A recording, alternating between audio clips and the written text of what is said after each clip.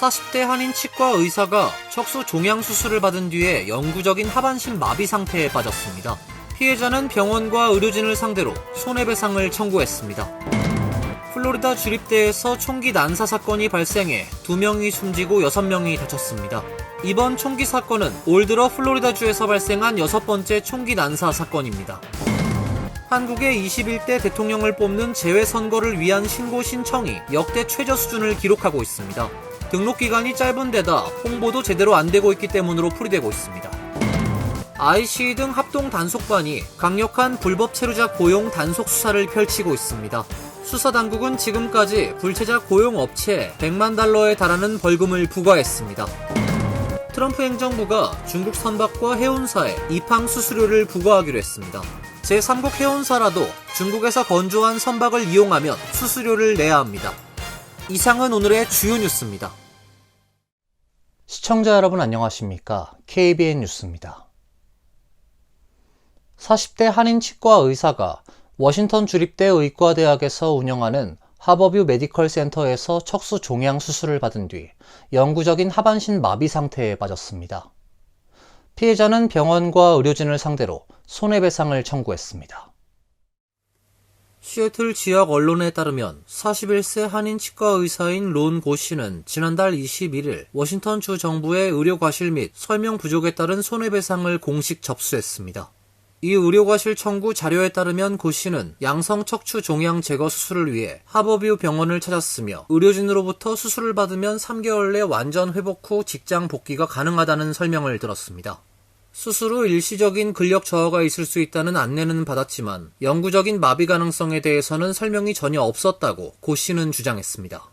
고 씨는 수술 전엔 다리 저림 증상만 있었을 뿐 자립 보행이 가능했지만 수술 후 가슴 아래가 마비돼 독립적인 생활이 불가능해졌다고 밝혔습니다. 고 씨 측은 수술이 약 70% 진행 시점에서 신경 반응이 사라졌음에도 불구하고 수술이 계속 진행됐다고 주장했습니다. 수술 시간도 당초 4시간에서 6시간으로 안내받았으나 8시간 이상 걸렸으며 전문의 2명이 수술을 집도할 예정이란 설명과 달리 수련의들이 직접 참여한 정황도 제기했습니다. 고 씨는 현재 병원에 입원해 힘겹게 재활치료를 받고 있으며 10살과 7살 된 어린 2 자녀를 둔 가장으로서 생계를 이어갈 수 없는 상황에 놓였다고 밝혔습니다. 하버뷰 메디컬 센터 측은 이번 사안과 관련해 현재로선 별도의 입장을 밝힐 수 없다고만 답했습니다. 플로리다 주립대에서 총기 난사 사건이 발생해 2명이 숨지고 6명이 다쳤습니다. 이번 총기 사건은 올 들어 플로리다주에서 발생한 6번째 총기 난사 사건입니다. 플로리다 경찰 당국은 어제 오전 11시 50분께 플로리다 주립대 교내에서 일어난 총기 난사로 2명이 숨지고 용의자를 포함한 6명이 부상을 입었다고 밝혔습니다. 부상자들은 텔러애쉬 메모리얼 병원으로 이송돼 치료 중이며 이 중 1명은 위중한 상태로 알려졌습니다. 용의자는 경찰의 총에 맞고 체포됐습니다. 플로리다 주립대 학생인 용의자는 지역 부보안관의 아들로 확인됐습니다. 용의자는 모친이 과거 근무용으로 쓰던 권총으로 범행을 저질렀다고 경찰은 설명했습니다. 경찰과 FBI가 수사에 착수했으나 용의자는 묵비권을 행사하고 있는 것으로 전해졌습니다. 플로리다 주립대는 오늘까지 수업을 포함한 모든 학사 일정을 중단했습니다. 리처드 맥컬리프 플로리다 주립대 총장은 대학은 희생자와 가족, 피해를 입은 모든 사람을 돕기 위해 노력하고 있다고 말했습니다. CNN은 이번 사건이 플로리다에서만 올해 6번째 총기 난사 사건이라고 전했습니다. 도널드 트럼프 대통령은 소식이 전해진 이후 현재 상황에 관해 완전히 보고받았다라며 부끄럽고 끔찍한 일이라고 말했습니다. 다만 트럼프 대통령은 쏘는 것은 총이 아니라 사람이라며 나는 수정헌법 2조 총기 소지권을 수호할 의무가 있다며 총기 규제에는 선을 그었습니다. 한국의 21대 대통령을 뽑는 재외선거를 위한 신고 신청이 역대 최저 수준을 기록하고 있습니다. 등록 기간이 짧은 데다 홍보도 제대로 안 되고 있기 때문으로 풀이되고 있습니다. 뉴욕 총영사관 재외선관위에 따르면 어제 오후 4시 현재 재외선거인 147명과 국외 부재자 3,410명 등 모두 3,597명이 21대 대선 재외선거 신고 신청을 마쳤습니다.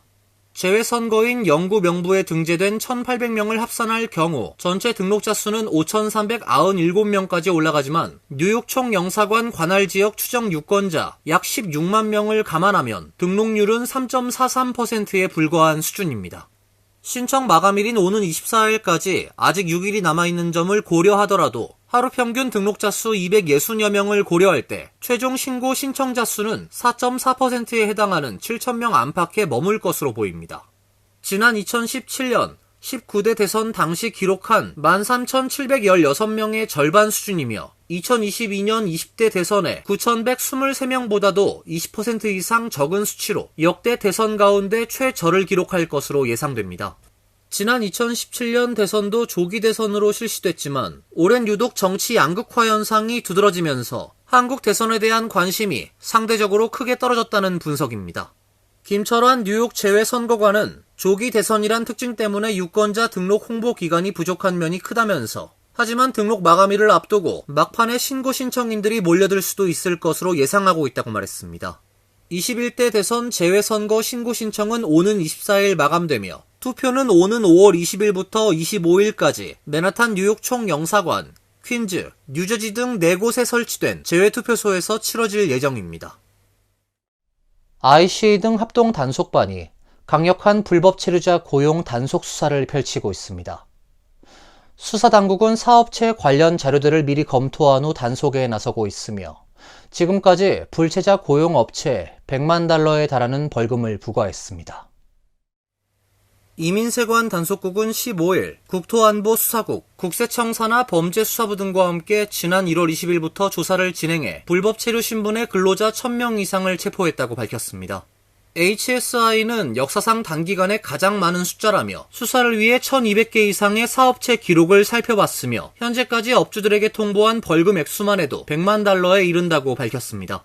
이민세관 단속국은 불법 체류 신분의 외국인을 고용하는 것은 연방법상 명백한 범죄라며 불법 체류자를 고용하는 사업체는 공공에 해를 끼치는 행위를 하고 있는 것이라고 경고했습니다. 이민세관 단속국은 중국계 불법 인력 중개회사의 적발 사례도 공개했습니다. 적발된 조직은 오하이오주 한 공장에 불법 체류 신분의 노동자를 공급하기 위한 인력회사를 운영해왔다며 이들은 불법 체류자 은닉 혐의도 받고 있다고 말했습니다. 이 업체의 부동산 14곳, 은행계좌 7개, 차량 15대 등을 압류했습니다. 이민세관 단속국은 지난 2달간 루이지애나주, 펜실베니아주, 뉴저지주 등의 사업장을 돌며 불법 노동자 고용 단속을 집행했다고 밝혔습니다. 연방대법원이 도널드 트럼프 대통령이 출생시민권 부여를 중단하겠다고 선언한 행정명령에 대해 다음 달 15일 구두 변론을 개최할 것이라고 발표했습니다. 연방대법원의 발표는 대법원이 이 사안을 중대한 문제로 간주해 법원의 일시 중지 명령에 대한 정부의 해제 요청을 신속하게 심리하겠다는 의사를 밝힌 것입니다. 대법관들은 또 정책 일시 중단 해제 여부에 대한 판단은 구두 변론 이후로 미룰 것이라고 발표했습니다. 대법원 발표에 따라 대법원이 최종 판단을 내리기 전까지 불법 이민자와 외국 거주자의 자녀에 대한 출생시민권 부여를 종료한다는 트럼프의 행정명령이 전국적으로 효력을 갖지 못하는 상태에 머물게 됐습니다. 트럼프 정부는 하급심 법원들이 출생시민권 부인 정책을 금지하는 판결을 내린 것이 잘못이라고 주장하며 대법원에 3차례 제소했습니다. 정부의 제소는 행정명령의 위헌성 판단을 요구하는 성격이 아니며 행정명령 발표 뒤 제기된 소송에 대한 것입니다. 대법원은 하급심 판사들이 정책 전체에 대해 전국적인 효력을 가진 중단 명령을 내린 것이 과도한 조치였는지를 판단하기 위해 정부의 긴급 신청에 따른 구두 변론을 열기로 했습니다. 엘살바도르를 방문 중인 크리스 벤 홀런 미국 상원 의원이 실수로 추방된 합법 체류자 킬마르 아브레고 가르시아를 만났습니다. 에콰도르 정부가 벤 홀런 상원 의원과 아브레고 가르시아의 면담과 전화통화를 2차례 거부한 끝에 이루어졌습니다. 메릴랜드를 지역구로 하는 민주당 소속 벤 홀런 연방 상원 의원은 17일 소셜미디어 X에 에콰도르 테러범 수용소에 수감되어 있는 킬마르 아브레고 가르시아를 만났다고 밝혔습니다. 벤 의원은 에콰도르 방문 주요 목적은 킬마르를 만나는 것이라고 밝히고 오늘 저녁 그 기회가 주어졌다는 글을 올렸습니다. 이어 나는 사랑의 메시지가 전달될 수 있도록 그의 부인 제니퍼에게 전화로 그의 발언을 전했다며 귀국 후 자세한 내용을 공개하겠다고 설명했습니다. 벤 홀런 상원 의원은 사복 차림의 아브레고 가르시아를 면담하는 모습을 X에 올렸습니다. 두 사람의 만남에 대해 아브레고 가르시아 석방 권한이 있는 나이브 부켈레 엘살바도르 대통령은 조롱을 섞어가며 냉담한 반응을 보였습니다. 부켈레 대통령은 X에 킬마르 아브레고 가르시아는 기적적으로 죽음의 수용소와 고문에서 깨어나 열대 낙원인 엘살바도르에서 벤 홀런 상원 의원과 마가리타를 마시고 있다고 적었습니다. 이젠 건강하다는 사실이 확인됐으니 그는 엘살바도르에 계속 구금되는 영광을 얻게 됐다고 덧붙였습니다. 킬마르 아브레고 가르시아는 정부의 잘못으로 추방 조치됐으며 연방 대법원은 지난 10일 만장일치의 결정으로 아브레고 가르시아의 추방이 불법이었음을 인정한다고 밝히고 정부가 그의 기환을 촉진하라고 요구했습니다. 하지만 백악관은 아브레고 가르시아 석방 및 송환 불가 방침을 고수하고 있습니다. 미국과 중국의 관세를 통한 무역 전쟁이 격화되고 있는 가운데 이번엔 트럼프 행정부가 중국 선박과 해운사에 입항 수수료를 부과하기로 했습니다.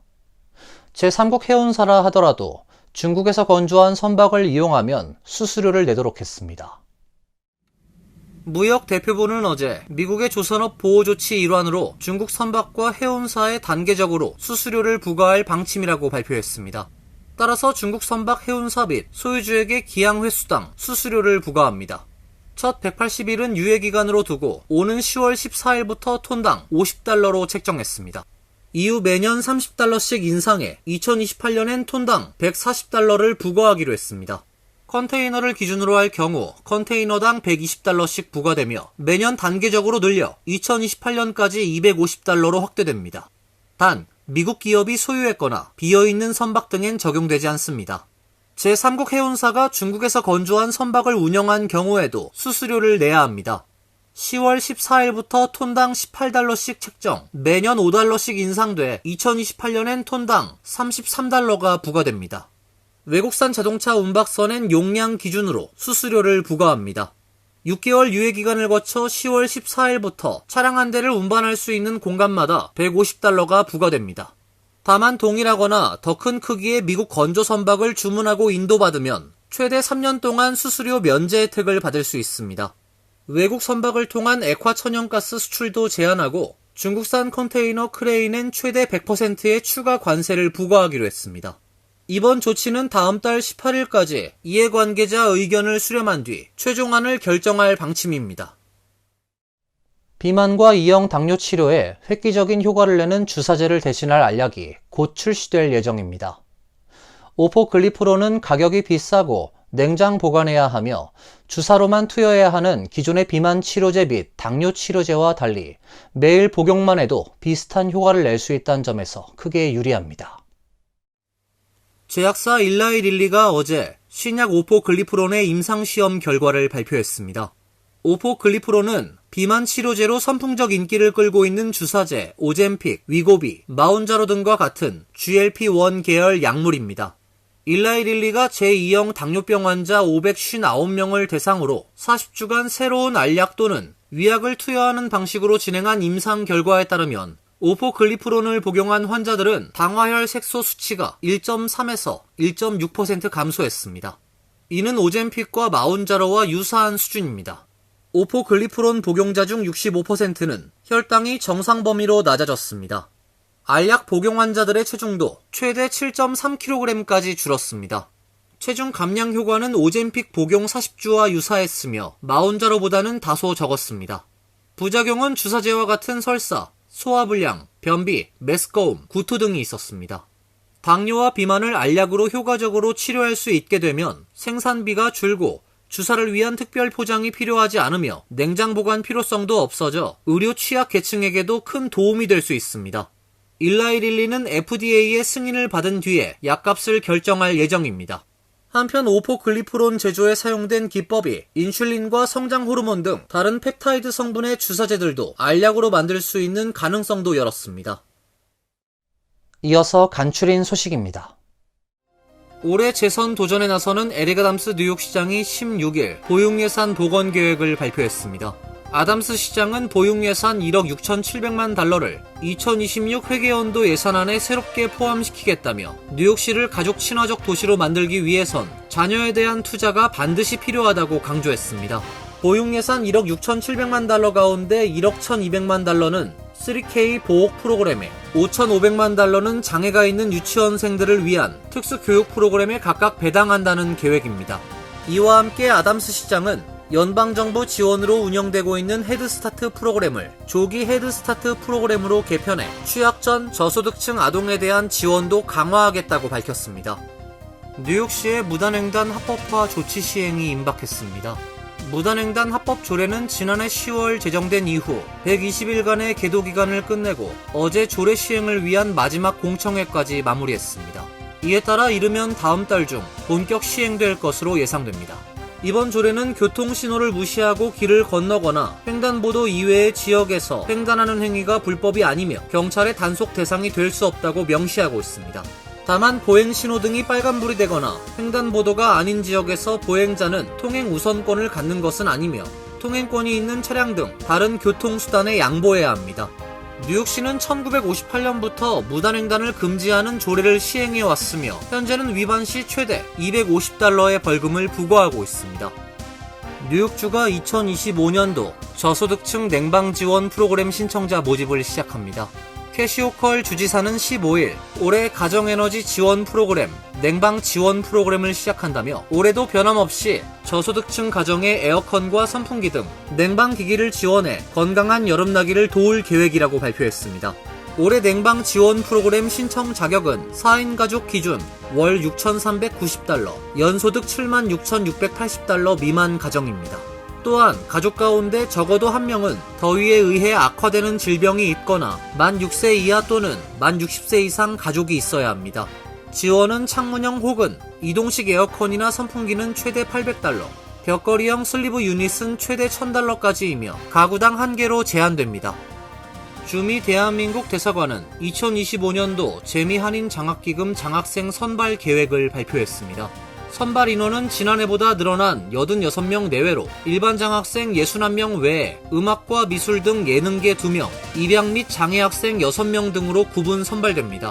선발된 장학생에겐 1인당 1,500달러가 지급되며 최우수 2명과 우수 4명은 각각 5,000달러와 3,000달러를 받게 됩니다.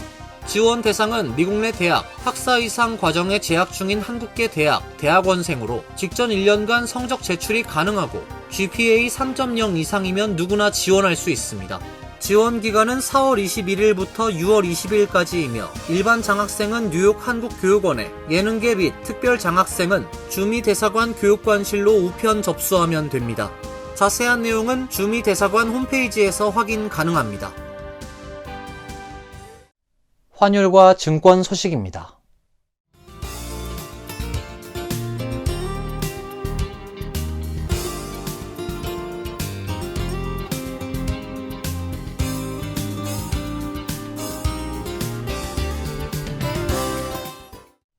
이어서 날씨입니다. 내일은 구름이 많은 가운데 기온이 크게 올라갑니다. 낮 최고 기온 81도, 섭씨 27도, 밤 최저 기온은 54도, 섭씨 12도로 예상됩니다. 일요일은 맑은 날씨가 예상됩니다. 월요일도 약간 구름이 끼는 대체로 맑은 날씨가 이어지겠습니다. 이상으로 KBN 뉴스를 마칩니다. KBN과 함께 즐거운 시간 되시길 바랍니다. 동부 최대 한인방송 KBN이 제작하는 KBN 뉴스는 웹사이트 mykbn.com 그리고 유튜브와 페이스북에서 다시 보실 수 있습니다. 좋아요, 구독, 알림 설정은 뉴스 제작에 큰 도움이 됩니다.